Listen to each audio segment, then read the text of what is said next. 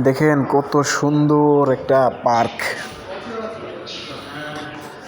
গাছপালা দিয়ে সাজিয়ে রেখেছে। যদিও এটা মরুভূমির একটা দেশ কাতার, আর জায়গাটার নামও কাতারা। প্রচুর টাকা পয়সা খরচ করে কিন্তু আসলে এই গাছগুলো লাগানো হয়েছে। দেখেন কৃষ্ণচূড়া কত সুন্দর করে তার নিজের যৌবনটা উজাড় করে দিয়েছে, তার সৌন্দর্যটা। এক একটা গাছ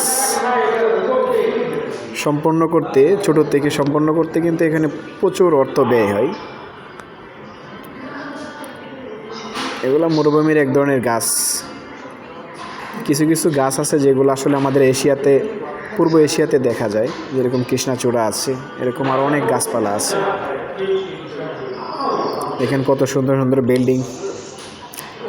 এটা হসপিটালটা এখনও পুরোপুরি তৈরি হয় নাই, কাজ চলতেছে। দেখার মতো কিন্তু হসপিটাল, এটা সবার জন্য কিন্তু উন্মুক্ত, সকল শ্রেণীর মানুষের জন্য কিন্তু এটা উন্মুক্ত। সবাই এখান থেকে এসে চিকিৎসা নিতে পারবে।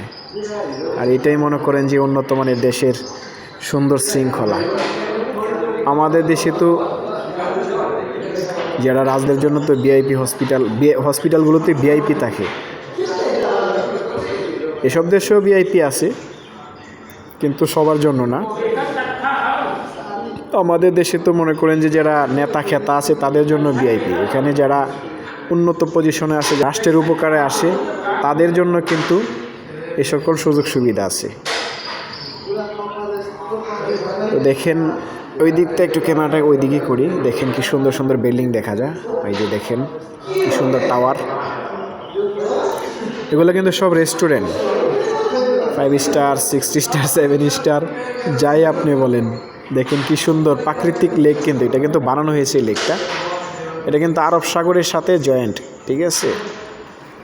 অনেক সুন্দর, দেখার মতো। কিন্তু রাস্তাটা সম্পূর্ণ ব্লক দিয়ে বানানো হয়েছে। এই যে দেখেন আরেকটা স্পিড বোট যাচ্ছে, বড় লোকের ছেলেরা একসাথে করে তারা ঘুরতেছে। অসম্ভব একটা ভিউ। যারা সাথে ছিলেন